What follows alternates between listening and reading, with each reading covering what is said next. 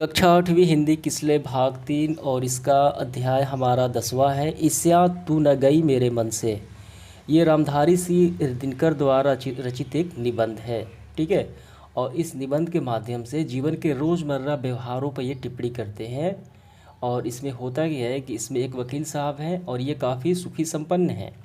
तो उसके बावजूद भी अपने पड़ोसी जो बीमा एजेंट है उससे क्या होते हैं, उससे वो दुखी होते हैं, क्योंकि उससे संपत्ति जो है, इसकी संपत्ति से, इसकी आय से और इसकी मतलब ये काफ़ी आगे बढ़ चुका है, तो इससे उनको जलन होती है, ईर्ष्या होती है। और यही ईर्ष्या की वजह से सुखी होने के बावजूद भी ये दुखी होते हैं। ठीक है। तो यही एक क्या है, रोचक निबंध है। तो इस चैप्टर का हम लोग क्वेश्चन आंसर संपूर्ण रूप से हल करते हैं। आइए देखिए, अभ्यास प्रश्न में पहला सवाल हमारा, वकील साहब क्यों सुखी नहीं हैं, ये हमें कारण बताना है। तो मैंने आपको अभी बताया, वकील साहब के पास सारी मतलब वो सुखी थे, भरा पूरा परिवार था।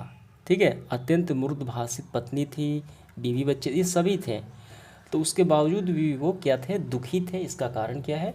तो इसका आंसर हम लिखेंगे इस तरीके से। देखिए, इसका आंसर हमारा इस तरीके से होगा, वकील साहब को धन संपत्ति, सुंदर घर, मृदुभाषिनी पत्नी यानी मीठी बोलने वाली पत्नी, भरा पूरा परिवार, लेकिन वे सुखी नहीं हैं, क्योंकि उसके बगल का एक बीमा एजेंट है कि चमक धमक, आमदनी, गाड़ी इत्यादि उन्हें क्यों नहीं हो जाता। वे सोचते कि वो मेरा क्यों नहीं हो जाता, उसकी सारी संपत्ति, अर्थात दूसरे की वो सुख सुविधा, आय क्यों है, ईर्ष्या के कारण चिंतित तथा दुखी रहते हैं। तो इसका कारण समझ में आ गया कि वो ईर्ष्या के कारण दुखी रहते हैं। ये आप दूसरा सवाल देखिए हमारा क्या है, ईर्ष्या को अनोखा वरदान क्यों कहा गया है।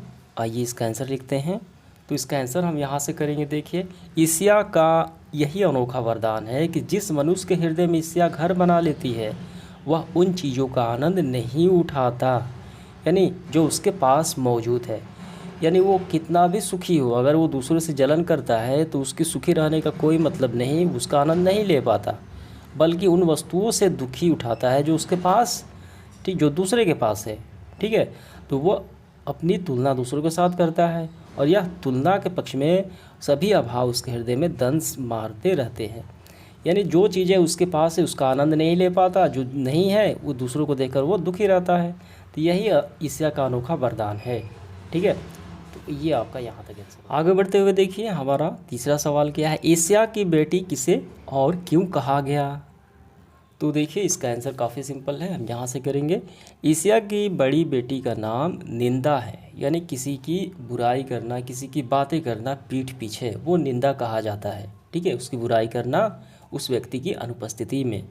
जो व्यक्ति ईर्ष्यालु होता है वो दूसरे के बुरे किस्म का निंदक भी होता है। दूसरे की निंदा इसलिए करता है कि इस प्रकार दूसरे लोग, ठीक है, जनता अथवा मित्रों की आंखों में गिर जाएंगे, अतः वो स्थान रिक्त होगा और उस पर अनायास वो बिठा दिया जाऊंगा।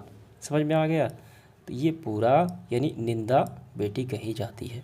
इस तरीके से आपको पूरा यहाँ तक लिख लेना है। इसके बाद देखिए, चौथा सवाल क्या है, ईर्ष्यालु से बचने का उपाय क्या है। ठीक है, वो बताना है। तो यहाँ पे पहले समझिए, आप इस सवाल का मतलब पहले समझिए, ईर्ष्यालु से बचने का उपाय। देखिए, ईर्ष्या होता है, एक होता है ईर्ष्यालु। तो ईर्ष्या का मतलब क्या होता है, जलना। ठीक है, किसी व्यक्ति की धन संपत्ति ईर्ष्या कही जाती है। और ईर्ष्या से जो व्यक्ति ग्रस्त होता है, ठीक है, तो वो ईर्ष्यालु कहा जाता है। तो यहाँ पे देखिए, यही तो हुआ ईर्ष्यालु से बचने का उपाय। ईर्ष्यालु से बचने का उपाय यानी ईर्ष्या वाले लोग से बचने का उपाय है एकांत में रहना। तो देखिए, हम इसका आंसर थोड़े से हम यहाँ ऐसे ही लिखेंगे। तो ईर्ष्यालु लोगों से बचने का क्या उपाय है, जो लोग ईर्ष्या करते हैं उससे बचने का क्या उपाय है। नित्य ने कहा है कि बाजार की मक्खियों को छोड़कर एकांत की ओर भागो, यानी अकेले की तरफ भागो। ठीक है। जो कुछ भी अमर तथा महान है उसकी रचना और निर्माण बाजार तथा स्वयंसा से दूर रहकर किया जाता है। जो लोग नए मूल्यों का निर्माण करने वाले हैं वो बाज़ारों में नहीं बसते, वे शोहरत के पास नहीं रहते। जहाँ बाजार की मक्खियाँ नहीं बिन बनती वह जगह है एकांत। तो ईर्ष्या से बचने का क्या उपाय है, एकांत में रहना, अकेले रहना, इन लोगों से बच के रहना देखा जाए तो। ठीक है। तो ये आपको नहीं लिखना है, ये ईर्ष्या है, ये हमें बताना है ईर्ष्यालु से लोगों से बचने का उपाय। तो ये आपको ये पूरा लिख लेने हैं। देखिए इसके बाद पांचवा सवाल क्या है, ईर्ष्या लाभदायक पक्ष क्या हो सकता है। तो देखिए ईर्ष्या का एक पक्ष जो है सचमुच लाभदायक भी है।